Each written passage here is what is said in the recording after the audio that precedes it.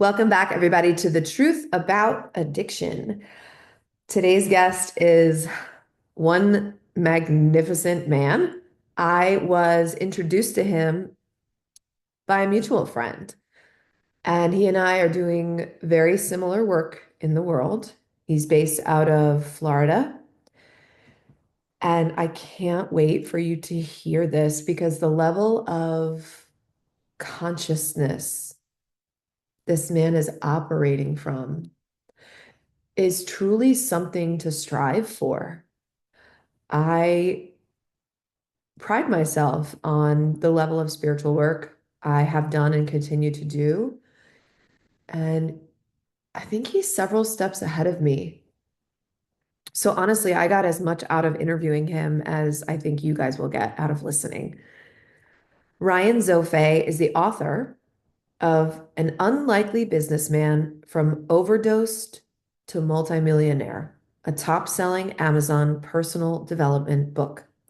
His life story is thrilling and inspirational, covering his tumultuous childhood and his success as an entrepreneur. Whether you aim to kickstart a new chapter in life, achieve clarity, or grow as an aspiring entrepreneur, this book can guide you.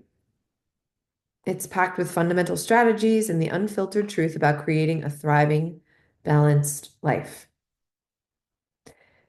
I'm just going to leave it at that and let you guys jump right in. Please follow the podcast if you're getting something out of it. Share this one with a friend if you think it will help, and leave a review and a comment.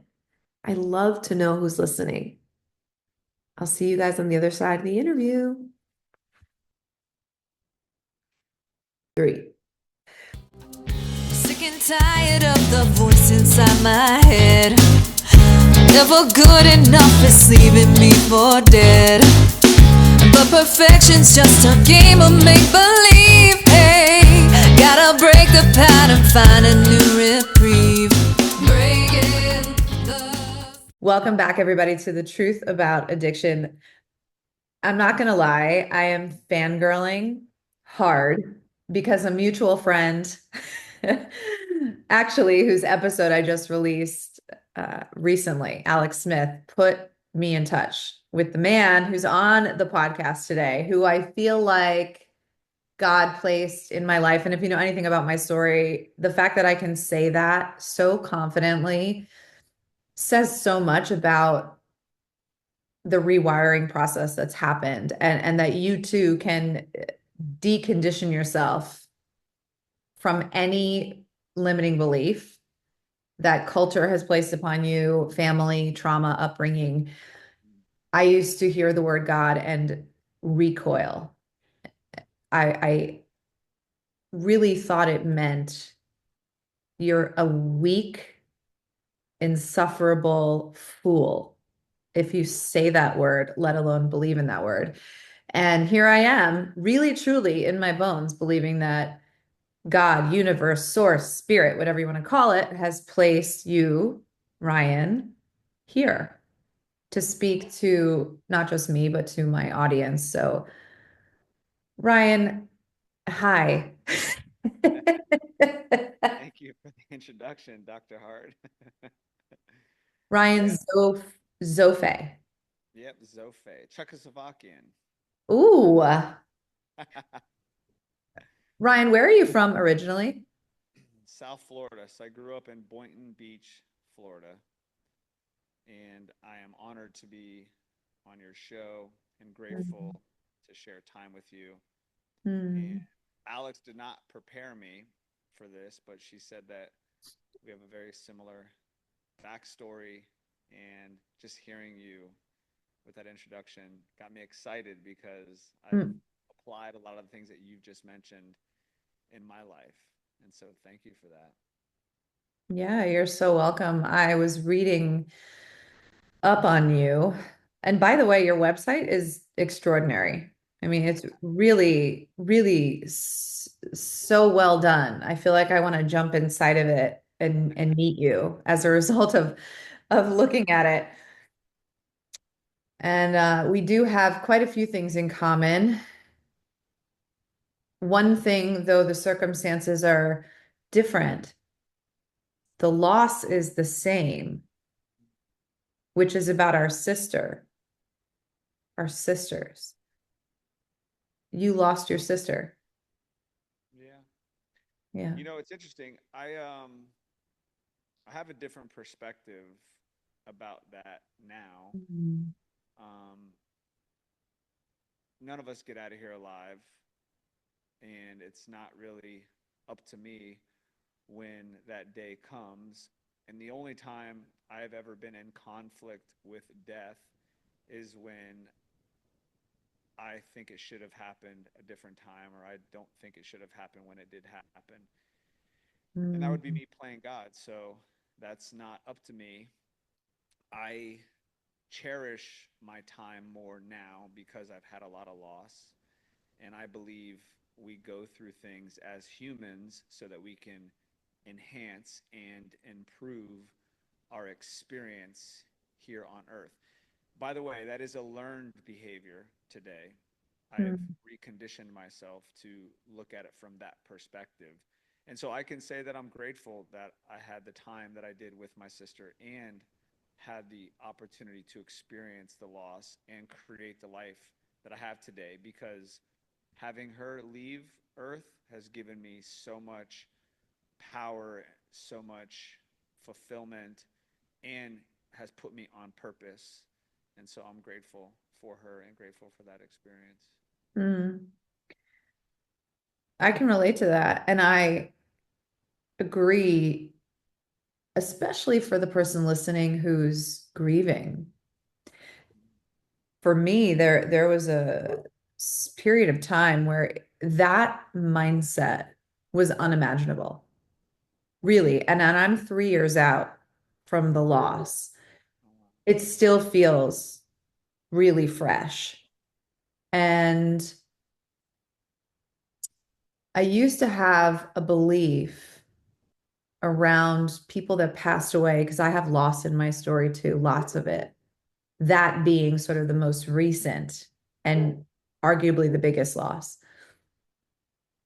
That if I got down with the idea that things happened for a reason, then I was defaulting to one of my earliest coping mechanisms, which was to control the world around me, the narrative, the way that things were, so I could live inside of a neat and orderly world, because everything was so scary and unstable otherwise. And so then, if I believed that, for example, my sister died for a reason, then wasn't I just trying to make sense of something that makes no sense at all? Only recently am I totally dismantling that belief system, because it's so limiting. If I look at her death as unfair and untimely, that it shouldn't have happened, and that by me saying it should have the way that it did, I'm just trying to take control back. The only place to go is down. It shrinks my vessel to think that way, instead of maybe it was her soul's time to go, and maybe her soul's correction couldn't happen here in this lifetime, and that I will carry her legacy forward, and that her death gives me permission to fully live and has set me out on the path that I'm on today, which is much like you, to speak on stages, to impact people at the deepest level, to save lives, to leave a legacy, to break the cycle of generational trauma in my lineage once and for all.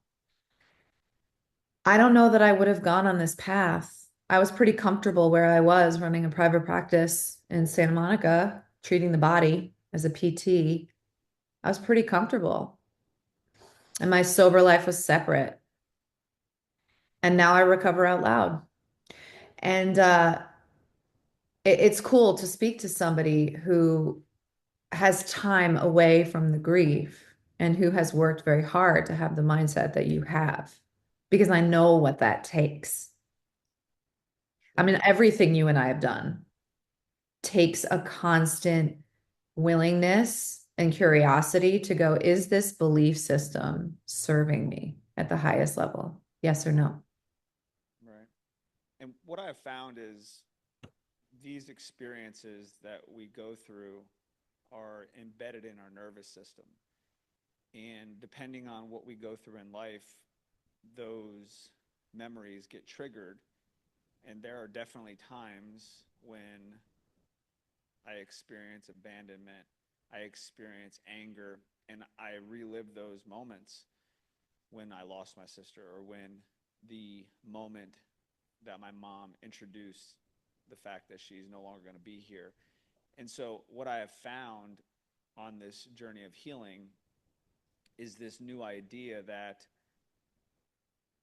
it's okay to experience sadness. It's okay to experience anger. It's okay to experience anxiety, frustration, because when I'm in conflict with how I'm feeling, that's when it's an issue.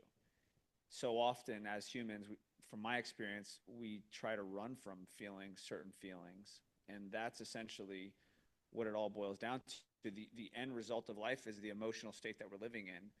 And so I've been able to really be present in those emotions when they come up. And when I'm triggered and I'm feeling them, I just feel the feelings. And if I allow myself to feel them and I don't run from them or try to avoid them or try to escape from them, they come up, I feel them, I cry, I get angry, and then they move through. And I have found that in order to truly heal it, you have to feel it. And so that was something that I had to learn along the way because for so long I tried to run from those feelings. I tried to run from when I got triggered and that stuff would come up. And so now it's really just being so present in the moment when they present themselves, and it allows me to experience much more of life.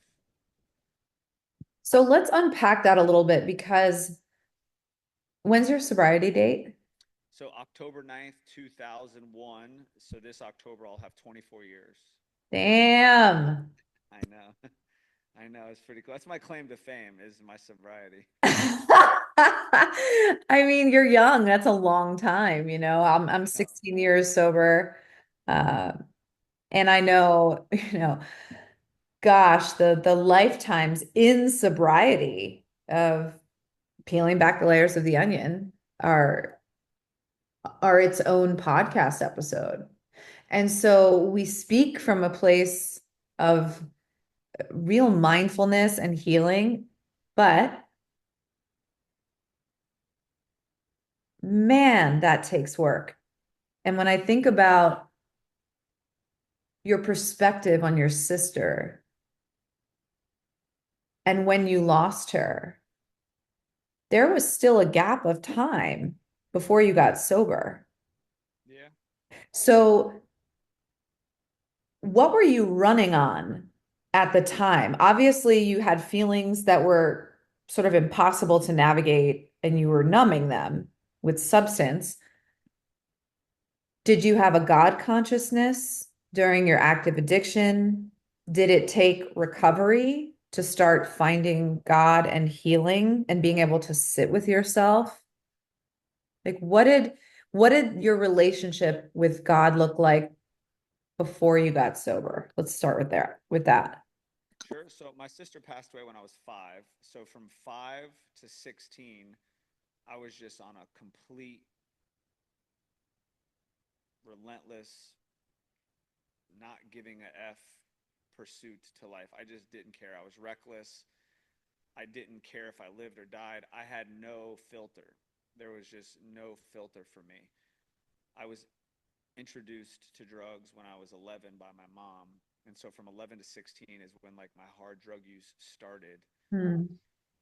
And I really looking back now just wanted their attention, and I found by the more reckless and the more chaotic I was, the more attention I got from them. And so that was just Hmm. my path to pursue their attention and to get their love and their validation and all those things.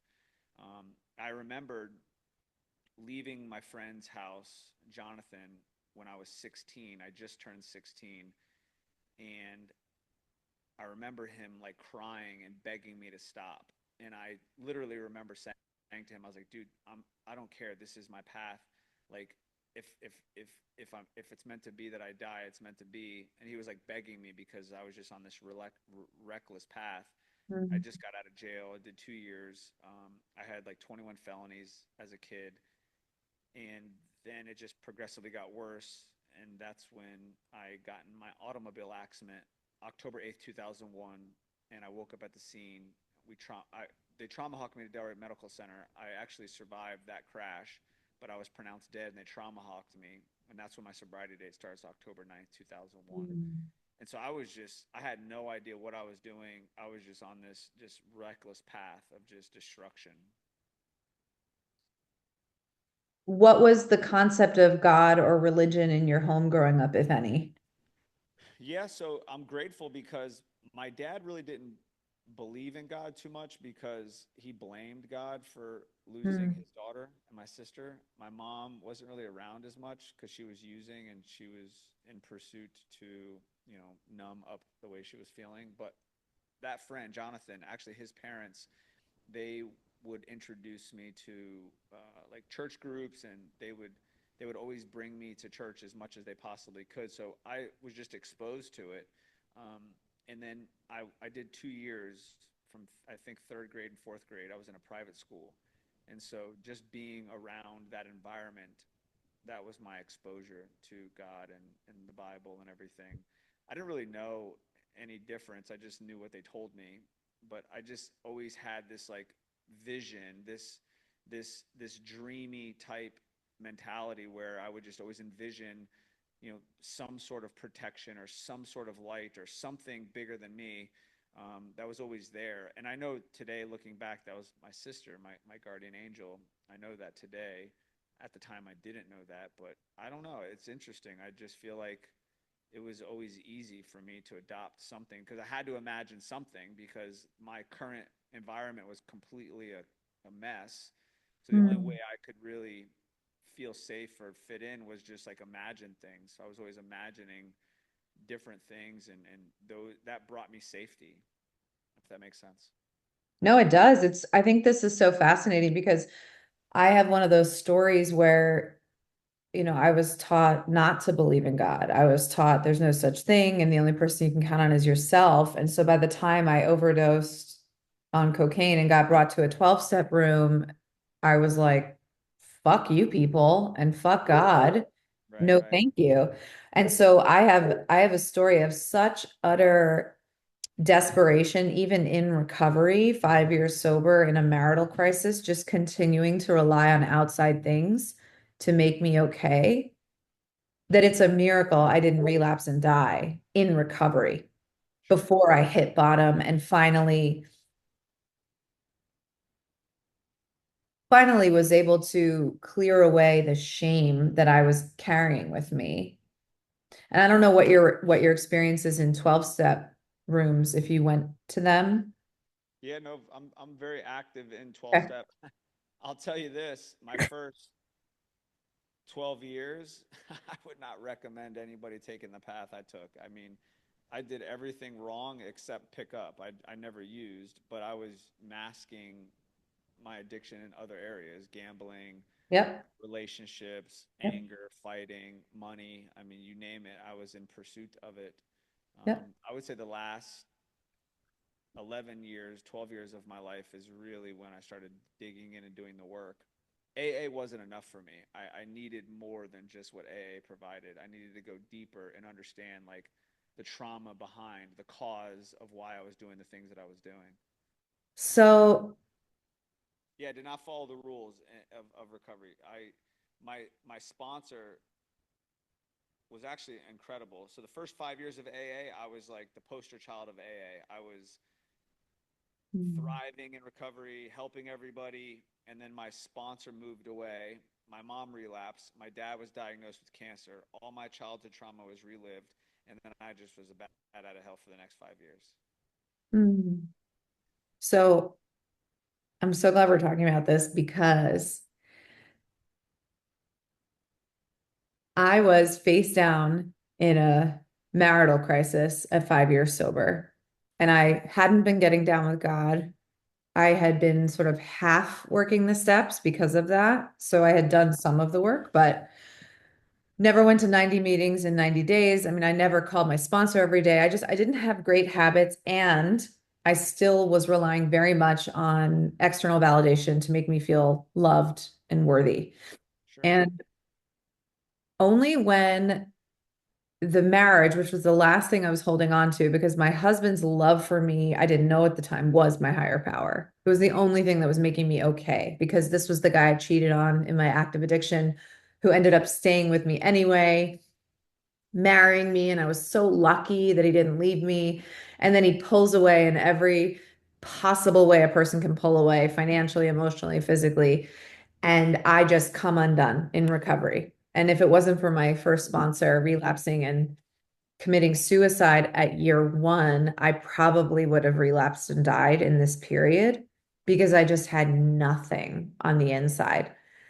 But this woman came into my life at the time when I was primed for change, right? Because rock bottom is when you don't want to die, but you can no longer go on living the way you've been living. Sure. And I didn't get to that place with my cocaine overdose. I only got to that place in my marital crisis. And she said, "What if we do the steps on your marriage?" And all of a sudden, we're repurposing the language around the situation I'm in.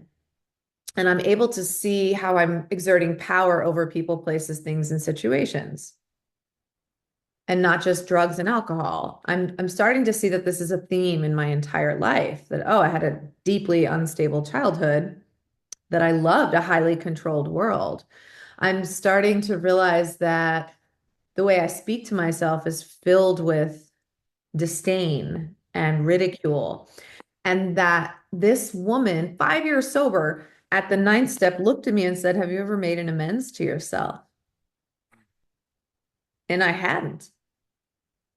And that was a dire necessity. And I bring this up because this is the time in my recovery when my whole life changed. And I was also getting heavily into personal development and outside spiritual literature and coaching and sort of really widening the lens on what it means to be emotionally sober and recovered. But the book I wrote, which came out last year, literally is a modern reinterpretation of the 12 steps for the very reason that you just said, which is they're so great in their ideology. The universal messaging and the spiritual principles inside of them are there, but they're antiquated and they're not getting to the root of addiction, which is often untreated shame. And if we don't find a way in recovery, whatever the path is, whatever your path is, to have a combination of compassionate curiosity about why we're doing what we're doing and radical responsibility for moving forward in a new way, we're in trouble. And here I was 5 years sober, just self-lacerating to death. Every time I would be like, I swear to God, he's cheating on me. This doesn't make sense. This doesn't make, it was overridden by, this is what you fucking get for what you did, Sam, Yeah. right? Shame, guilt, regret. And so to your point, right? I think when we focus on anything we're trying to recover from, on the symptoms, oh, you're being so selfish. Look at you just getting that instant gratification, that quick fix, the money, the sex, the cars, the instead of what are you running from? What Sure. have you not forgiven yourself from? Sure. It's interesting. I've just recently, over the past couple years, just really landed at a place where when I look back at all the acting out behaviors or the pursuit of something external, what I found is that there was a need that I was pursuing at the core. And see, the formative years of one's life is when the model of their world is being developed. But what's interesting about this is that during that time, there's no logic, there's no reason, your brain's not developed. And so the only thing that happens is that you feel these sensations. And healthy attachment, healthy attunement is the requirement of the caretaker. And when you don't have healthy attachment or healthy attunement, we start to adopt these sensations and we start to adopt these feelings. And the older we get and those sensations are triggered, we start to adopt these beliefs. We start to have these thoughts, and those thoughts just relive over and over and over again.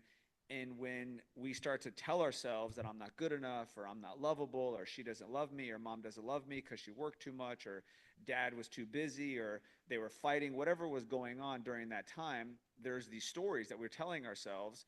And so then I am personally in pursuit to fulfill that void, fulfill that piece that's missing inside of me. I say this thing where our past perceived voids create our future perceived values. And so once you can identify the void that you are in pursuit to fill, which would be a need, then you could identify the cause of why we're doing the thing that we're doing. Yep. And obviously you've had therapy.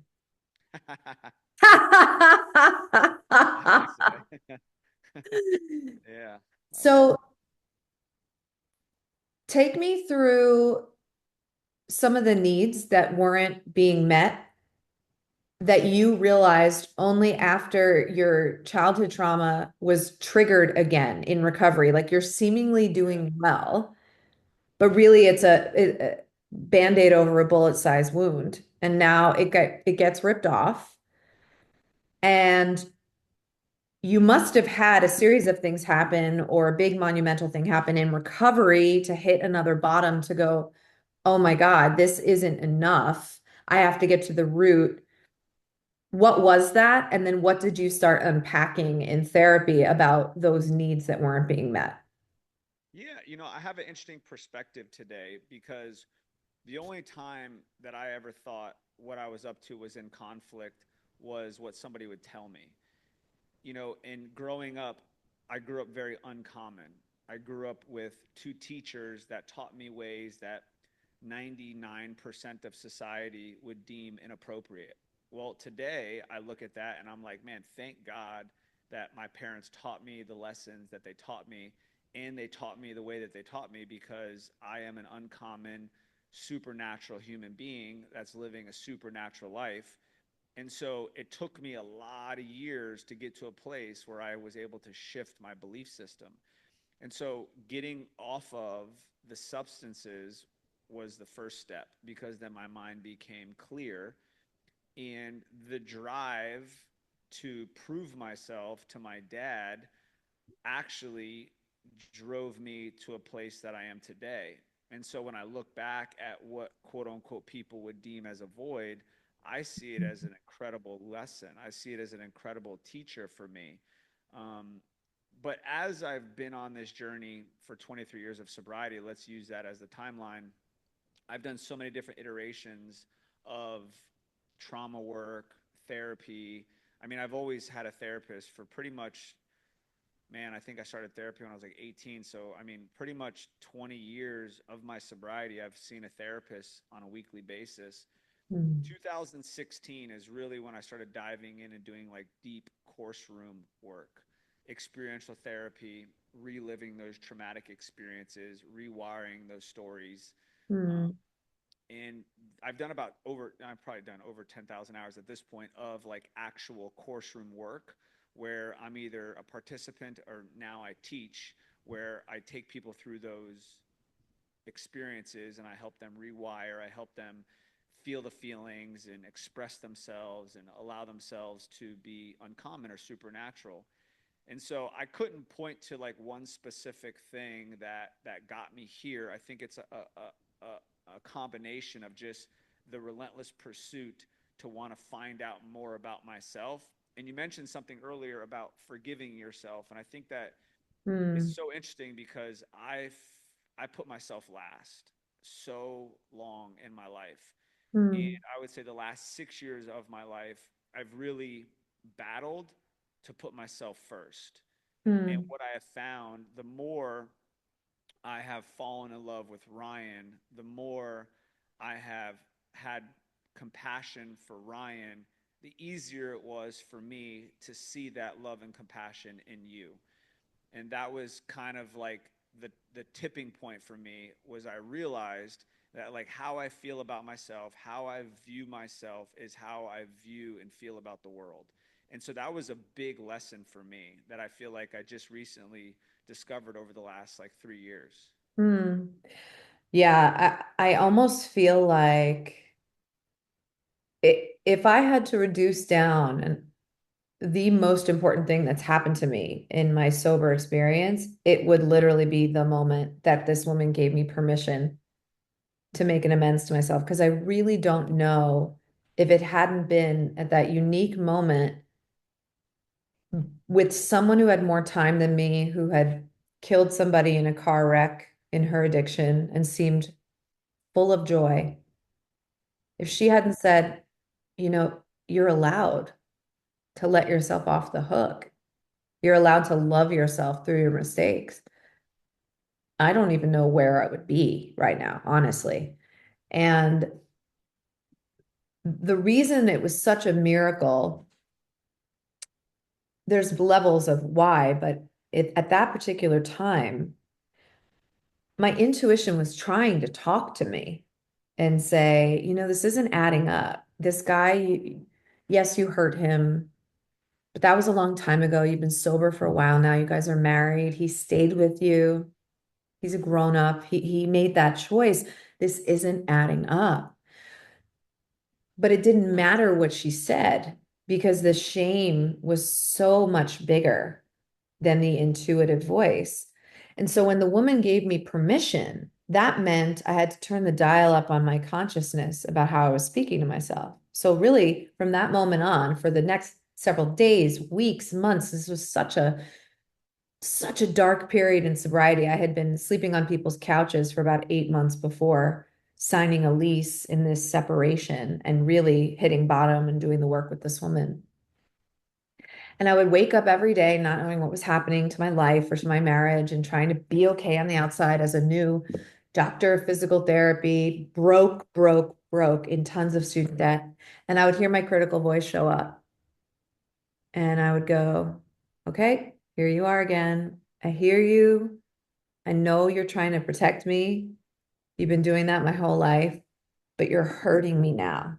What once used to help me is now hurting me. And if I want to be a person who loves and forgives herself through her biggest mistakes, I can't speak to myself this way anymore. And then I had to dream up a new way. Like, what would I say instead? And it had to feel resonant, which is also why sort of random positive affirmations don't really stick. The way that dreaming something up that in your nervous system feels safe to you, that you can buy into, does. And I started to picture what else I might say. And then I started to practice saying it. And it was just a constant loop of interrupting this cycle and then coming up with a new way and saying it and doubling down and reinforcing it, right? So literally creating new feedback loops. And what happened in the process was that I could hear the roar really of my intuition, and it became the guidepost for my life and has been that ever since. So for 11 years, that's the part of me that sits in the seat of CEO. All the other little parts of me have a seat at the table because I'm not trying to suppress them. I don't want to shut them up or cut them off or ignore them or compartmentalize them, because then I'll just find a new way to be engaging in an addictive pattern. because I don't want to feel it or I don't want to hear what they have to say. I let them sit there. I let them say why they're disgruntled, why they're afraid, why they're angry. And then I say, I hear you. I love you. I've got you. I'm going to help you through this. I'm going to figure it out. Me, capital S Sam, right? My highest self, my most intuitive self. So I didn't find out who God was until I made an amends to myself. And in my book and in my work in the world, that's like one of the most important things. And to your point, after I did all this work, I ended up moving back in with my husband. Things seemed like they were much better. And I thought, well, of course, I just did all the healing work that I haven't been doing. Like, of course, it would get better. And turns out he was having an affair. And until I moved back in, I didn't find out. Took another 3 weeks. And I found out he was having a 5-year extramarital affair with the same woman that started before I got sober and that bled into our marriage. Why do I say that? Because I was so sure I was done. I mean, I had fought the good fight for a couple of years, really, really to try to make it work. And once I found that out, the validation of like, I knew it, fuck you, I moved out again for the gazillionth time. I filed separation, was preparing for divorce, having tons of sex, just going like, God, wherever I end up, at least I know who I am now. And I love who I am. I can finally say that. About 8 months in, my intuition was like, are you sure you're done with this man? Like, are you fucking kidding me? But I wasn't going to ignore her again. She was my homegirl. And the long and short of this part of my story is that I wasn't done. And I did stay and I fought. And I'm not sure I would have ever been able to forgive him if I hadn't done the forgiveness work on myself first. So, yeah, forgiveness, I almost feel like is if what we're using over is some need, some primitive need in our formative years that did not get met, that should have, and we don't feel lovable. If we don't douse ourselves with love, at some point, we're going to be in trouble, even if we're 20 something years sober, right? And then that sets the stage for the inevitable resentment when someone else hurts us that's going to show up. And will we have the tools to forgive them, whether they're in our lives again or not, so that we can be set free? Yeah, and it's interesting because what I've found is it's not so much the experience, it's what I say about the experience or what I say did happen at the experience, or the story we're telling about it, because that's the only thing I'm really in control of is my perception of those experiences. And that's actually where I believe like true empowerment comes into play and like full responsibility comes into play, Mhm. that we are the creators of our lives. Like all the things that I don't like in my life, I created them. All the things I do like in my life, I created them. And as soon as I got to that place of like taking full responsibility and ownership for my life, everything started to change, because most people walking around today, they'll take credit for all the things that they like about their life, but they won't take credit for the things that they don't like.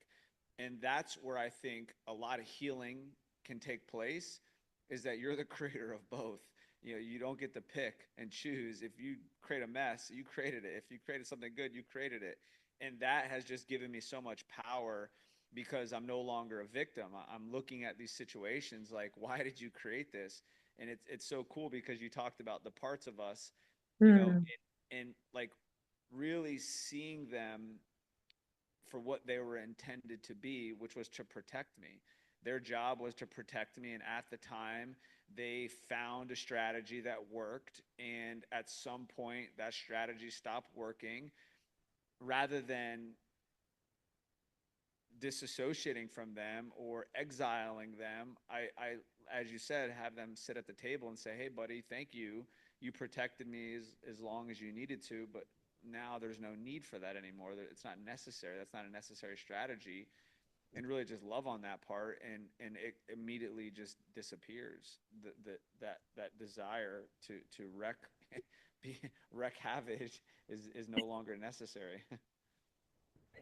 So I want to know if you're still active in AA, but AA had a ceiling in some regards over your personal development and that you needed to seek outside tools. Sure. What's something outside of AA that is in your tool belt today that you find invaluable that you use constantly You in know what's terms of interesting? personal development?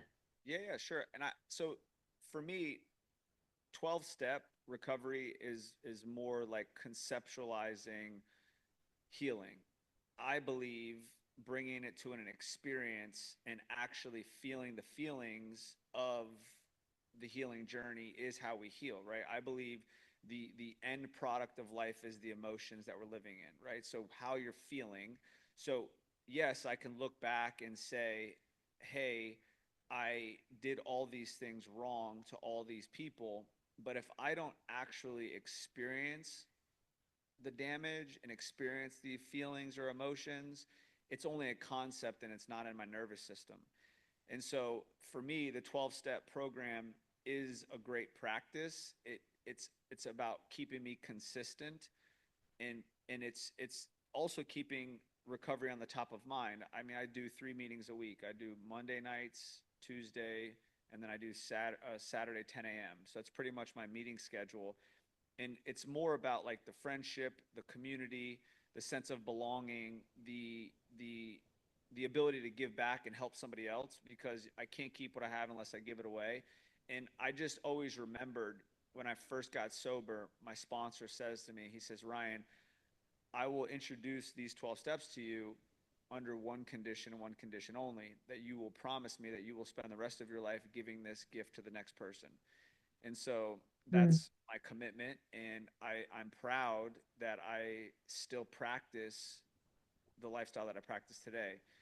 In terms of outside recovery stuff, I mean, I feel meditation is a huge mm, practice for me. I've been doing, I've been meditating for about 18 months now. No, sorry, a year, no, about 19 months now. I've been practicing meditation for about 19 months. I'm at an hour a day now. So first thing I wake up, I put on my ear pods, I meditate for an hour.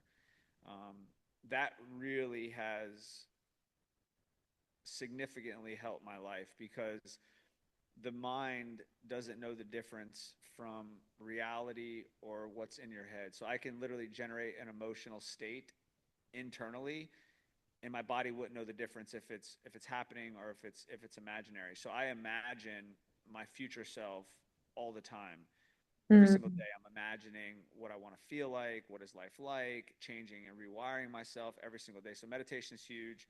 mm, Experiential process is huge. I feel like is massive, because everything is all about experience, and the more you can experience your emotions, the freer you are, because most people walk around like in this sandbox of emotions, and they're not expressing themselves.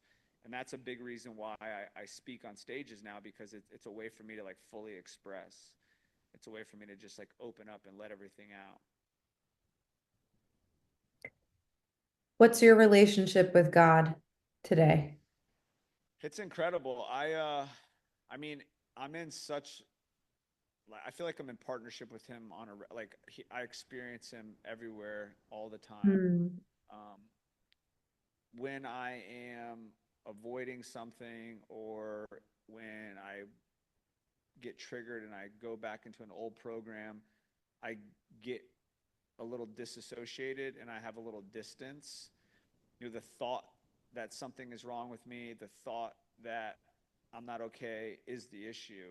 And as soon as I can like recognize that, which is a practice for me, then God becomes more present, because I think God is everything, everywhere, all the time. And so the more I can be super present and experience all of life in the moment, then I believe God is present. Like God's present right now with us. I feel his presence. Hmm. I actually heard this incredible podcast recently, and in it, there was this differentiation between limiting beliefs and competing beliefs.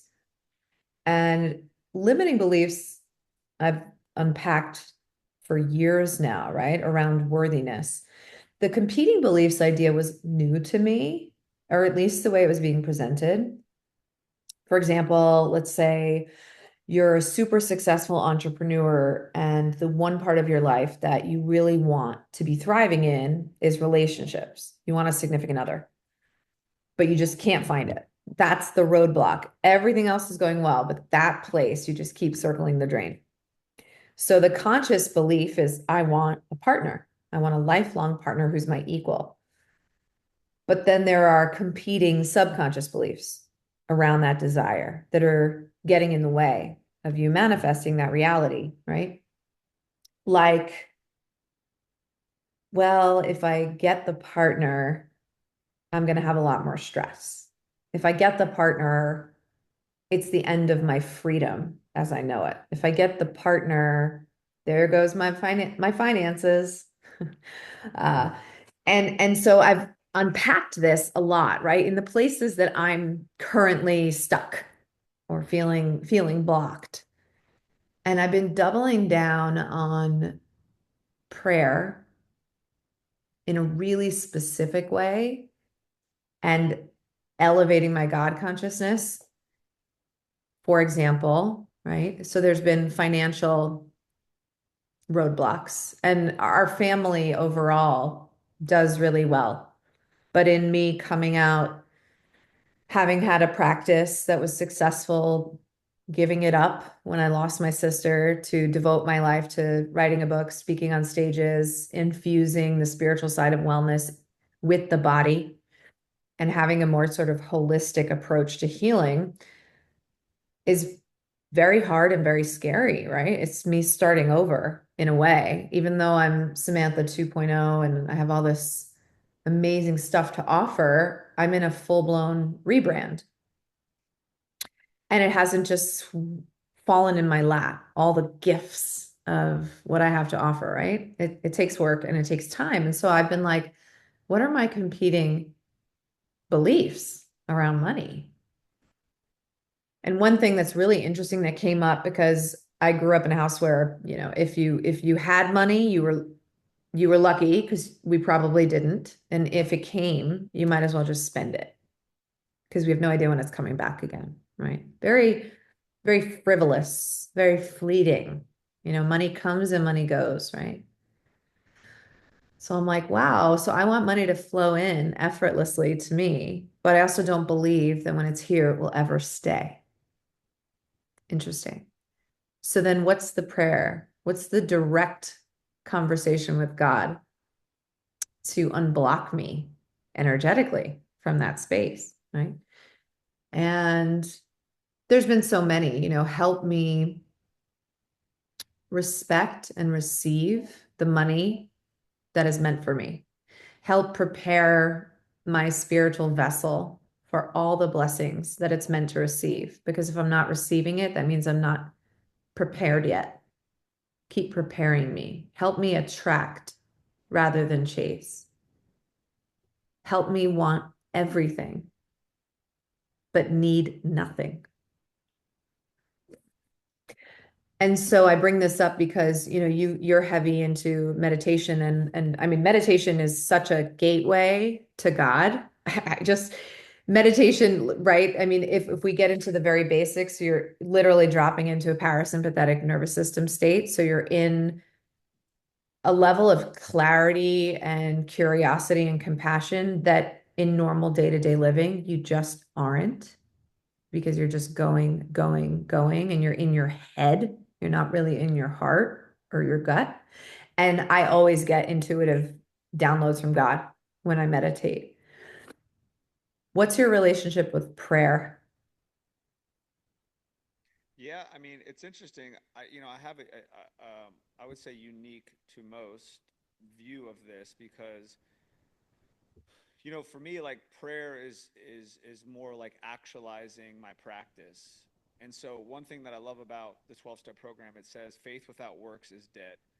And so, you know, I feel like prayer, and this is just my view, and this was a version of Ryan that I've learned and I've grown through this, is I would pray for things, but prayer, in my view, without action would insinuate that it's not mine or insinuate that it's separate from me. And Yep. so if you think about it, right, like the last time you worried about feeding yourself, you probably don't think like that, or like showering or getting in your car. Those aren't problems for you because it's you. It's who you are. It's what you are. It's what you know. And so I believe that God is an abundant God, and God wants us to have everything, and God gives us what we're worthy of receiving. And as soon as I say it's mine, it's mine. There's never been a time in my life when I haven't wanted something bad enough that I didn't get it. And so if I am separate from the thing that I think I want, then I really don't want it or I would have it. And so that's a practice that I've adopted because, for example, I I was engaged. I ended that relationship March 5th, 2019. And I had this story that I wanted this relationship and I wanted it for so long. But I would say the last 2 years, I realized that that was just the story I was telling everybody to get the attention and to Mm. have a conversation to talk about. But I really didn't want the relationship because if I wanted it, I would have had it. And so, literally, like 6 weeks ago, I was like, you know what? Like, I'm done with that story. I'm going to Mhm. have the relationship that I want. And the person appeared, and I have the relationship. And it's the same thing with money. It's the same thing with speak on stages. It's everything. I have enough evidence now to look back and see that there hasn't been anything in my life that I've truly wanted that I don't have. And so I say that because so many people think that they're separate from the thing that they want. If they really wanted it, it wouldn't be separate from them because God is everything, God is everywhere, God is abundant, and God gives us everything that we're worthy of receiving. Well, we have to do the actions that would represent the worthiness. And so abundance means it's already happened. So the thought that I want something I don't have would insinuate that that person is coming from lack. I don't think of things that I don't want because then I would generate the feeling of lack. I imagine the things that are already mine, and now it's just a matter of the action that I need to take to go get it. And the only thing that's separate from it is space and time. Well, if I can generate the feeling ahead of the experience, then that's going to come to me. It's natural. It's going to happen. And so, Dr. Joe Dispenza, I've done a little bit of work with Adlerian psychology. My mentor, David Traub, who teaches me a lot of this stuff, has been able to actualize a lot of these new ideas and new concepts and new beliefs. And it's absolutely crazy because when I look back over my life, so I'll give you an example. November 2019, Tony Robbins came out on stage, 15,000 people. In that moment, I said, I'm going to speak on his stage. Well, 3 years later, I'm in front of 10,000 people speaking on his stage. You know, there's so many examples of that I've actualized in my life. And the only thing that created space and separation from having it sooner or faster was believing I was worthy of having it and experiencing the feelings of it, if that makes sense. Yeah, no, it does. And I think it's actually a really fun time in the personal development space because manifestation and the science of manifestation is everywhere now. And I think if I'm capturing what you're saying, right, there's a few levels to this, right? So I talked about limiting and competing beliefs. You talked about sort of your future self, and we talked about faith without works is dead. And so for the person listening, right? What do you do with all that? Well, number one, if if you have feelings around wanting something, but you don't believe you're worthy of it, that is at the very heart of what needs to get healed. And there's all kinds of resources for that. And we were sort of touching on some of that, like self-forgiveness, having coaches and people who can safely take you through that kind of a process. And it is a process and a practice, right? So if you believe you're worthy, if there's anything else in your subconscious that's getting in the way of achieving that goal, that has to get smashed too. That has to be brought to the surface to go, for example, with me, right? Oh, if I believe money is going to leave as soon as it comes, well, then I have to reverse engineer that belief. And I have to look for money everywhere and look for the blessing and the gift and thank the money and go out into the world as if I'm capable of earning and retaining and keeping every single bit of it, right? So I have to reverse engineer the competing belief since I now feel worthy and picture myself financially abundant and go out in the world and behave as if I have all the things I already have and take every single actionable step in the direction of those dreams of my future self that I know are already real because my body believes it, because my mind told it so, and it can't tell the difference between what I'm thinking and what's reality.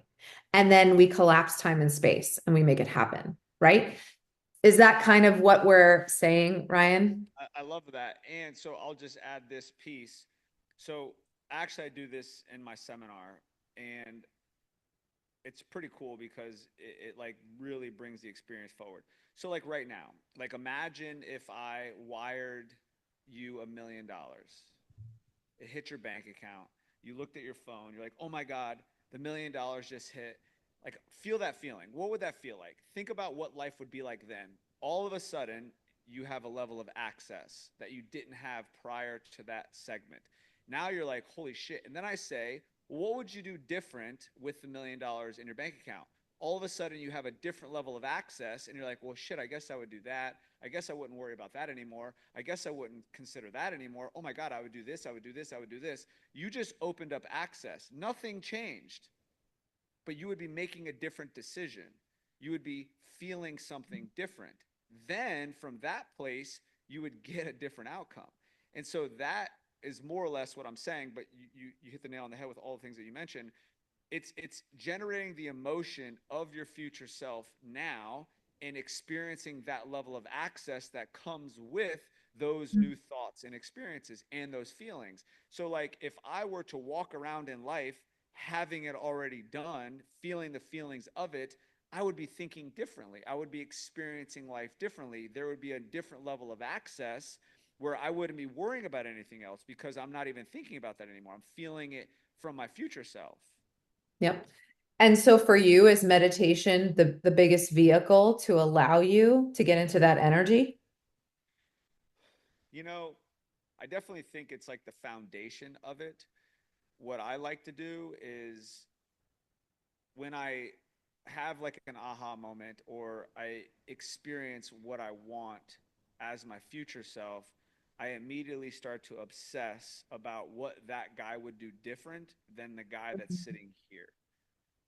And so that collapses space and time, and I get to experience what that guy is going to do.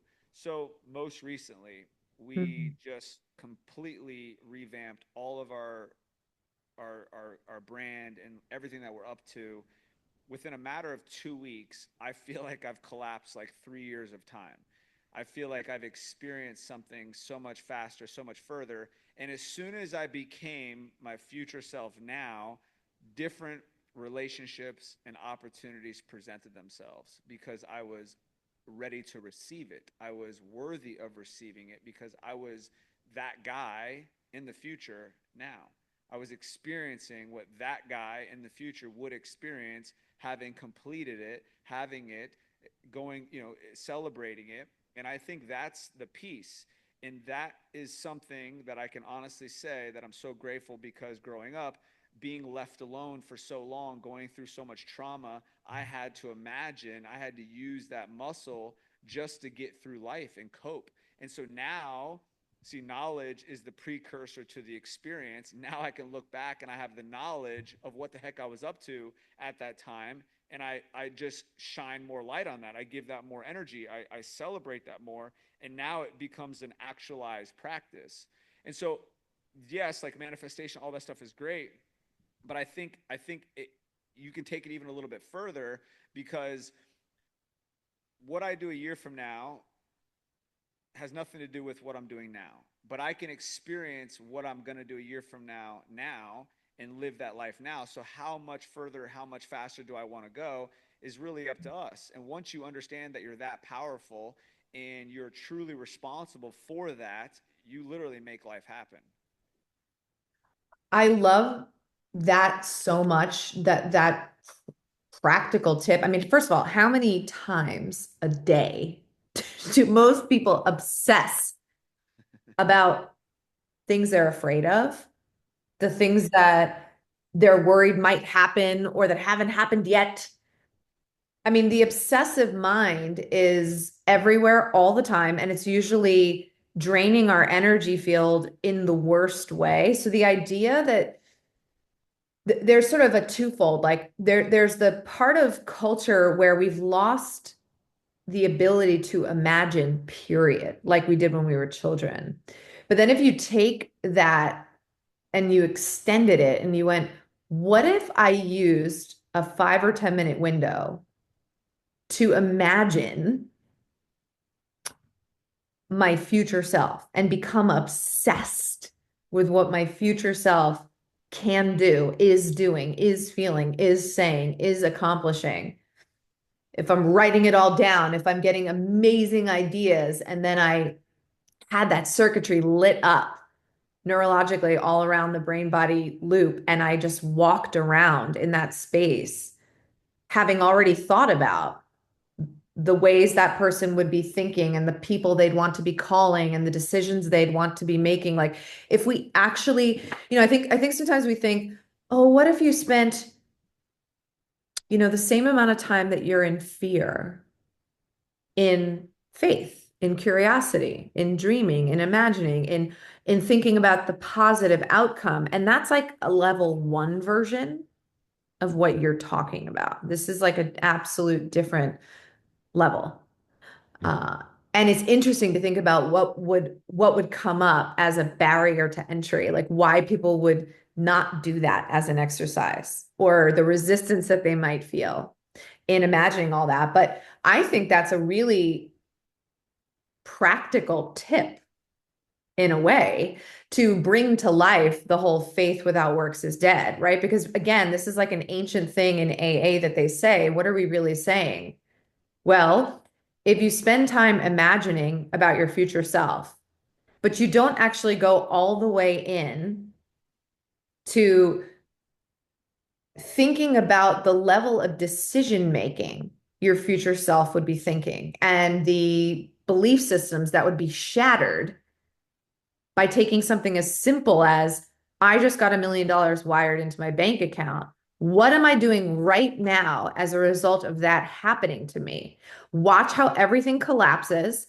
Watch the decisions that you would never make. Watch all the decisions that you now want to make, the people you want to see, the things you want to go do, and then go out and start doing them.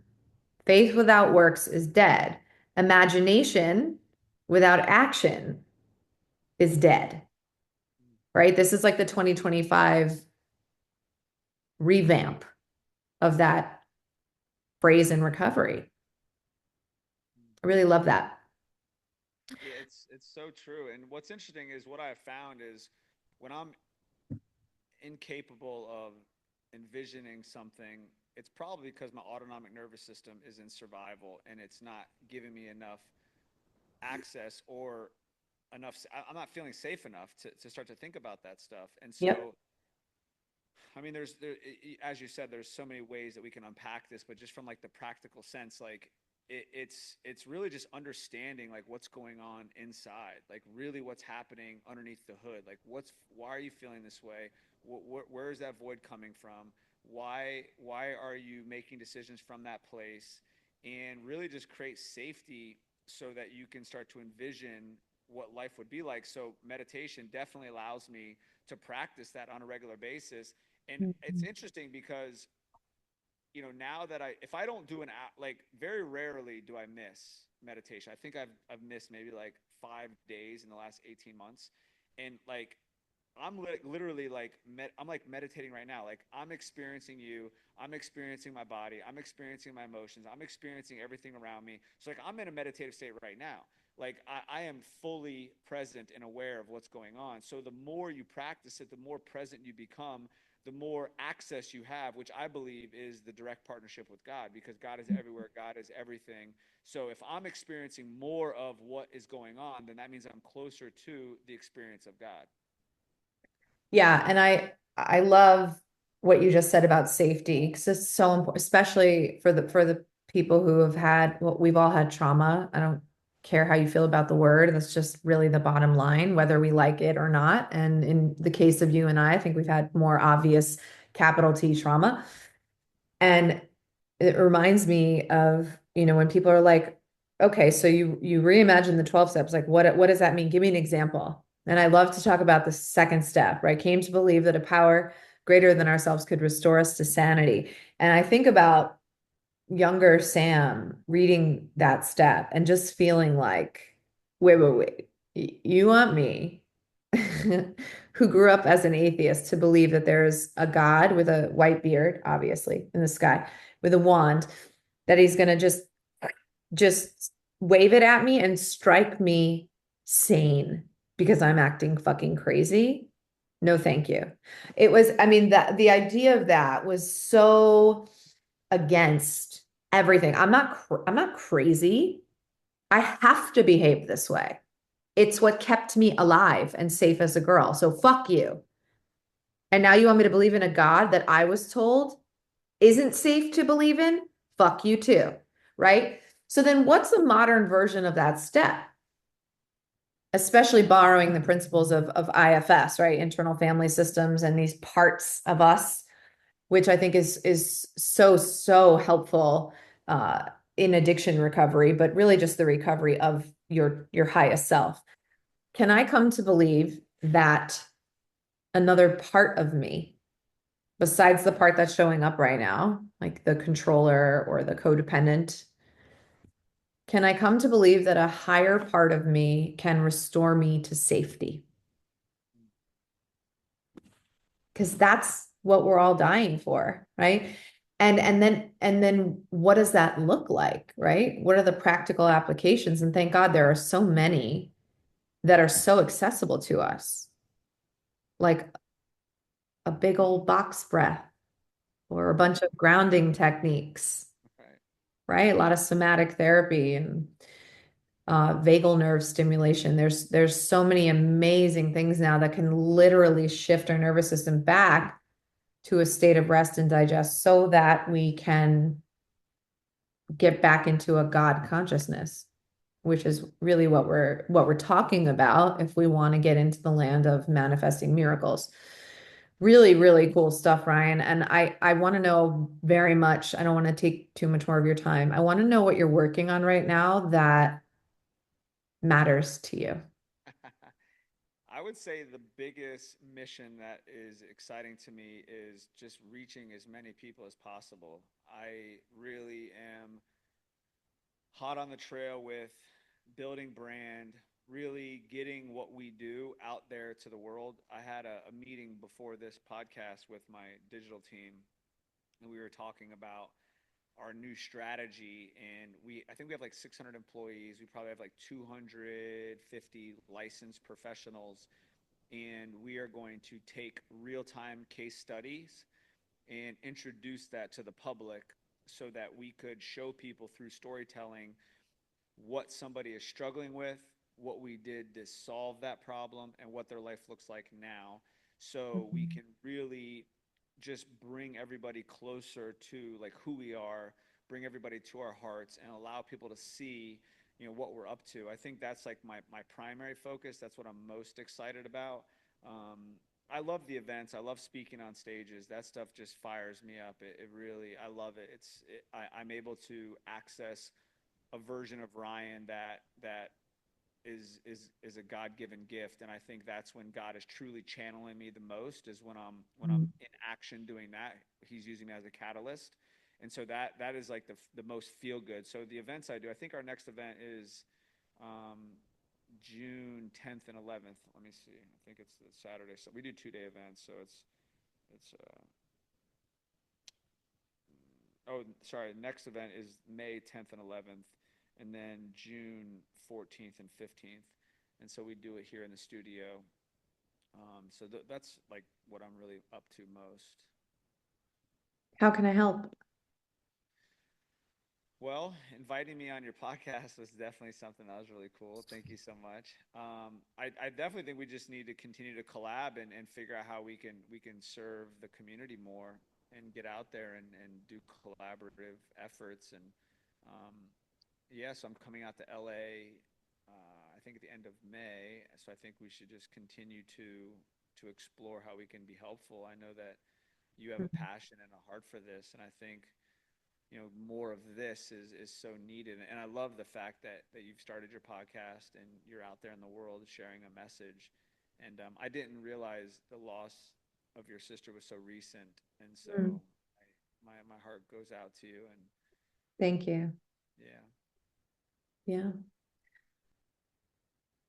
Yeah, I love what you're doing. I love what you're doing. And no doubt we're going to be sharing stages.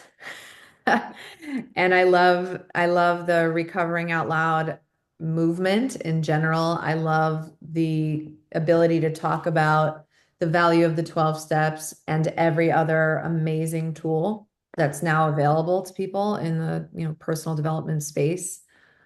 And I feel you. You are like me, you're embodied. You're the real deal. This is a place where a lot of people can talk well.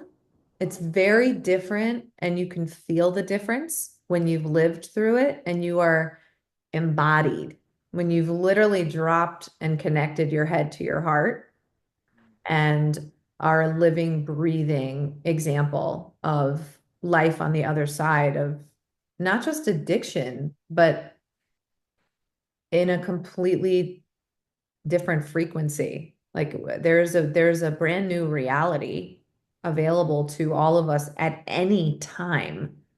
And it's not easy, but it is possible.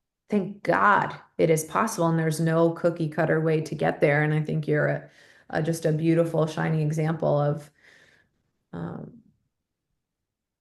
of how to get a big, incredible life, no matter what you've gone through. Thank you for that. I Yeah. receive that. Thank you. Hmm. Where can people find you, Ryan? The easiest would be social media, Ryan.Zofay. All of our posts and everything we're up to, we always broadcast it there. That'd be the easiest way. And then obviously come to our events. I love that's like my playground. I get to experience people in the most vulnerable way, and which allows me to be more vulnerable and have more compassion. It's interesting. My teacher taught me the way for me to be more impactful and helpful in the world is to experience more compassion and more love for myself, which ultimately transfers to them. And so in that environment, I get to be that guy. So it's pretty cool. Hmm. And is information about your event on social media? Yeah, we put a link on there. I think there's a link on there for the next event. So, Okay. but if it's not up there, it'll be up there soon. I'm gonna have to come out for one of Oh, you those. should definitely jam out. You should bring Alex too, because she mentioned she'd want to come. So Oh yeah, maybe we can go together since we're both in Cali. yeah, a lot Yeah. of laughing, a lot of hugging, a lot of crying, all the good stuff. Oh yeah, no, I have a tattoo on my back. I didn't get tattoos until I was 37, and now I have a bunch. So do you. And the first one I got says vulnerability is my superpower. Mm, it's so Yeah. true. So I love when a person cries. It's my most favorite thing, right? Because I know they're just getting rid of some dead weight and they're cracking open. And that's it. That's where life is. Yeah, on the other side of your tears, that's where life is. Amen to that. Yeah. Well, thank you so much for your time. Thank you. This has been amazing. I really appreciate you. I love what you're up to, and this is Thank just the you. beginning. Yeah, baby. God bless. Have a great day. You too. Let me Bye. end the recording. Hold on.